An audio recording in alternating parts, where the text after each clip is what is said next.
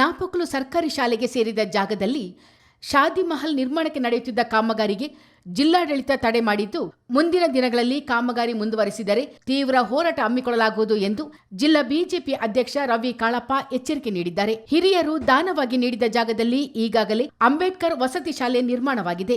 ಇದೀಗ ದಿಢೀರಾಗಿ ಶಾದಿ ಮಹಲ್ ಕಾಮಗಾರಿ ಆರಂಭವಾಗಿದ್ದು, ಬಿಜೆಪಿಯು ಜಾಗದ ಪರಿಶೀಲನೆ ನಡೆಸಿ ಜಿಲ್ಲಾಡಳಿತಕ್ಕೆ ದೂರು ಸಲ್ಲಿಸಿತ್ತು. ಶಾಸಕರು ಕೂಡ ಈ ಬಗ್ಗೆ ಯಾವುದೇ ಕ್ರಮ ಕೈಗೊಂಡಿಲ್ಲ. ಕಾಮಗಾರಿಗೆ ಅಪರ ಜಿಲ್ಲಾಧಿಕಾರಿಗಳು ತಡೆ ಒಡ್ಡಿರುವುದು ಸ್ವಾಗತಾರ್ಹ ಎಂದ ಅವರು, ಒಂದು ಸಮುದಾಯದ ಓಲೈಕೆ ಸರಿಯಲ್ಲ ಎಂದರು. ಕಾಮಗಾರಿ ಮುಂದುವರೆದರೆ ತೀವ್ರ ಹೋರಾಟ ಮಾಡುವುದಾಗಿ ರವಿ ಕಾಳಪ್ಪ ಎಚ್ಚರಿಕೆ ನೀಡಿದರು.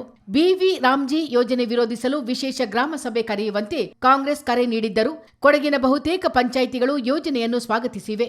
ಯೋಜನೆ ಬಗ್ಗೆ ಜನಜಾಗೃತಿ ಮೂಡಿಸಲು ಬಿಜೆಪಿಯು ಶುಕ್ರವಾರ ಜಿಲ್ಲಾ ಸಮಾವೇಶವೊಂದನ್ನು ಆಯೋಜಿಸಿದೆ ಎಂದು ರವಿ ಕಾಳಪ್ಪ ಹೇಳಿದರು. ವಿಶೇಷ ಗ್ರಾಮ ಸಭೆ ಮಾಡುವ ಮುಖಾಂತರ ನಿರ್ಣಯ ಮಾಡಲಿಕ್ಕೆ, ಆದರೆ ಕೊಡಗು ಜಿಲ್ಲೆಯ ಹೆಚ್ಚಿನ ಗ್ರಾಮ ಪಂಚಾಯಿತಿಯವರು ಇದು ಒಳ್ಳೆಯ ಯೋಜನೆ, ಇದನ್ನು ಸ್ವಾಗತ ಮಾಡಿದ್ದಾರೆ.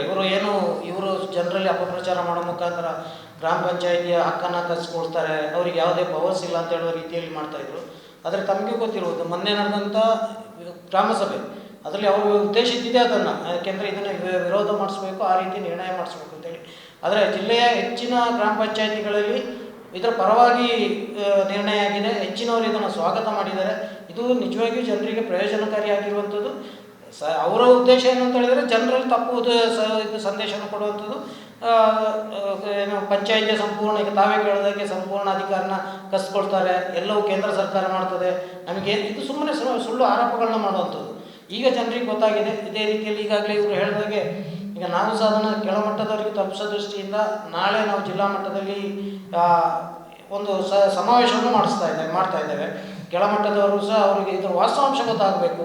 ಇವರು ಒಂದು ಸುಳ್ಳನ್ನು 100 ಸಲ ಹೇಳಿ ಅದನ್ನೇ ಸತ್ಯ ಅಂತ ಹೇಳುವಂಥ ರೀತಿಯಲ್ಲಿ ಮಾಡುವಂಥ ಕೆಲಸವನ್ನು ಕಾಂಗ್ರೆಸ್ ಮಾಡ್ತಾ ಇದೆ. ಈಗ ಅದರಲ್ಲಿ ಬೇರೆ ಬೇರೆ ರೀತಿಯಲ್ಲಿ ಅವ್ರ ಮೇಲೆ ಸುಳ್ಳು ಹೇಳುವಂಥದ್ದು. ಆದರೆ ಇದು ನಿಜವಾಗಿಯೂ ಅತ್ಯಂತ ಹಿಂದಿನ ಯೋಜನೆಗಿಂತ ಉತ್ತಮ ಯೋಜನೆ. ಅದರಲ್ಲಿ ಇನ್ನೊಂದಷ್ಟು ಪರಿಷ್ಕೃತವಾಗಿ ಒಳ್ಳೆಯ ಯೋಜನೆ ಮಾಡುತ್ತಿರುವಂಥದ್ದು ಆಗ್ತಾ ಇದೆ. ಇದು ಎಲ್ಲ ರೀತಿಯಲ್ಲೂ ಸ್ವಾಗತಾರ್ಹವಾಗಿದೆ. ಕೃಷಿ ಮೋರ್ಚಾ ಜಿಲ್ಲಾಧ್ಯಕ್ಷ ಡಾಕ್ಟರ್ ನವೀನ್ ಕುಮಾರ್ ಮಾತನಾಡಿ, ಬಿವಿ ರಾಮ್ಜಿ ವಿರುದ್ಧ ಪ್ರತಿಭಟನೆ ನಡೆಸುತ್ತಿರುವ ಕಾಂಗ್ರೆಸ್ ವಿರುದ್ಧ ಬಿಜೆಪಿಯು 3 ಹಂತದಲ್ಲಿ ಪ್ರತಿಭಟನೆ ಹಮ್ಮಿಕೊಂಡಿದೆ ಎಂದರು. ಕೇಂದ್ರ ಸರ್ಕಾರದ ಹಣ ಎಂಬ ಕಾರಣಕ್ಕಾಗಿ ರಾಜ್ಯಗಳು ನರೇಗಾ ಹಣವನ್ನು ಬೇಕಾಬಿಟ್ಟಿ ಖರ್ಚು ಮಾಡುತ್ತಿದ್ದವು ಎಂದು ಡಾಕ್ಟರ್ ನವೀನ್ ಕುಮಾರ್ ಆರೋಪಿಸಿದರು. ನರೇಗಾ ಯೋಜನೆಯಲ್ಲಿ ಪಂಚಾಯಿತಿಗಳು ಸಿದ್ಧಪಡಿಸಿದ ಕ್ರಿಯಾ ಯೋಜನೆ ಕಡತಗಳಲ್ಲೇ ಉಳಿದು ಹೋಗುತ್ತಿತ್ತು. ಬಿವಿ ರಾಮ್ಜಿಯಲ್ಲಿ ಪಂಚಾಯಿತಿಗಳು ನಿರ್ಧರಿಸುವ ಕೆಲಸಗಳೇ ನಡೆಯಲಿವೆ ಎಂದರು. ಗ್ರಾಮೀಣಾಭಿವೃದ್ಧಿ ಮತ್ತು ಪಂಚಾಯತ್ ರಾಜ್ ಇಲಾಖೆಗೆ ಸಂಬಂಧಪಟ್ಟ 16 ಇಲಾಖೆಗಳನ್ನ ಗ್ರಾಮಗಳಿಗೆ ಕನೆಕ್ಟ್ ಮಾಡ್ತಕ್ಕಂಥ ಕೆಲಸವನ್ನು ನಮ್ಮ ಸರ್ಕಾರ ಮಾಡಿದೆ. ಮುಂಚೆ ಏನಾಗ್ತಿತ್ತು, ಗ್ರಾಮ ಸಭೆಗಳಲ್ಲಿ ಏನು ತೀರ್ಮಾನ ಆಗ್ತಿತ್ತು ಅಲ್ಲೇ ಉಳ್ಕೊಳ್ತಿತ್ತು, ರಾಷ್ಟ್ರ ಮಟ್ಟಕ್ಕೆ ತಲುಪ್ತಾನೆ ಇಲ್ಲ ವಿಚಾರಧಾರೆ. ಇವಾಗ ಏನಾಗಿದೆ ಅಂತಂದರೆ, ಒಂದಕ್ಕೊಂದು ಕನೆಕ್ಟ್ ಮಾಡೋ ಮುಖಾಂತರ ಗ್ರಾಮಗಳು ಸಬಲೀಕರಣಗೊಳ್ಳಬೇಕು, ಗಾಂಧೀಜಿಯರ ಗ್ರಾಮ ಸ್ವರಾಜ್ಯ ಮತ್ತು ಸ್ವಾವಲಂಬಿ ಆತ್ಮನಿರ್ಭರಿತ ಗ್ರಾಮಗಳು ಆಗಬೇಕು ಅನ್ನೋ ದೃಷ್ಟಿಯಿಂದ ಕನೆಕ್ಟ್ ಮಾಡ್ತಕ್ಕಂಥ ಕೆಲಸ ಮಾಡಿದೆ ಹೊರತು, ಕಾಂಗ್ರೆಸ್ ಅವ್ರು ಏನು ಆರೋಪ ಮಾಡ್ತಾರೆ, ಗ್ರಾಮ ಸಭೆಗಳ ಮೊಟಕುಗಳನ್ನ ಮಾಡಿದ ಅವರು ದಾಖಲೆ ಇಟ್ಕೊಂಡು ಮಾತಾಡಬೇಕು. ಅವರು ಒಬ್ಬ ಜನಪ್ರತಿನಿಧಿಗಳು, MLAಗಳಾಗಲಿ, ಅಲ್ಲಿ ಇರ್ತಕ್ಕಂಥ ಉಸ್ತುವಾರಿ ಮಂತ್ರಿಗಳಾಗಲಿ, ಅವ್ರು ದಾಖಲೆ ಇಟ್ಕೊಂಡು ಮಾತಾಡೋದೇ ಇಲ್ಲ. ಅವರು ಭಾಳ ಬಾಲಿಶಾಗಿ ಮಾತಾಡ್ತಕ್ಕಂಥ ಕೆಲಸವನ್ನು ಮಾಡ್ತಾರೆ. ಜನರಿಗೆ ನನಗನ್ಸಿದ ಪ್ರಕಾರ ವಂಚಿಸ್ತಾ ಇದ್ದಾರೆ ಅಂತ ಎಲ್ಲೋ ಒಂದು ಕಡೆ ಅನಿಸ್ತಾ ಇದೆ. ಅವರೇ ನಿರ್ಧಾರ ಮಾಡೋದು, ಕೋಆರ್ಡಿನೇಟ್ ಮಾಡ್ತಕ್ಕಂಥ ಕೆಲಸವನ್ನು. ಮುಂಚೆ ಏನಾಗ್ತಿತ್ತು, ಡೆಲ್ಲಿ ಇರ್ತಕ್ಕಂಥ ಇಲಾಖೆಗಳಿಗೂ ರಾಜ್ಯದಲ್ಲಿ ಇರ್ತಕ್ಕಂಥಗಳಿಗೂ ಸಂಬಂಧವೇ ಇರಲಿಲ್ಲ. ಇವ್ರ ತೀರ್ಮಾನಗಳು ಇಲ್ಲೇ ಬಾಕಿ. ಕಡಕದಾಳು ಗ್ರಾಮ ಪಂಚಾಯತಿಲಿ ಅದೇ ಈಗೇನಾಗಿದೆ ಅಂತಂದರೆ, ಒಬ್ಬ ಗ್ರಾಮ ಪಂಚಾಯತಿ ಅಧ್ಯಕ್ಷ ನ್ಯಾಷನಲ್ ಲೆವೆಲ್ಗೆ ಕನೆಕ್ಟ್ ಮಾಡ್ತಕ್ಕಂಥ ಕೆಲಸವನ್ನು ಆಗಿದೆ ಅಂದರೆ ಅದು ಒಳ್ಳೇದು ಕೆಟ್ಟದ.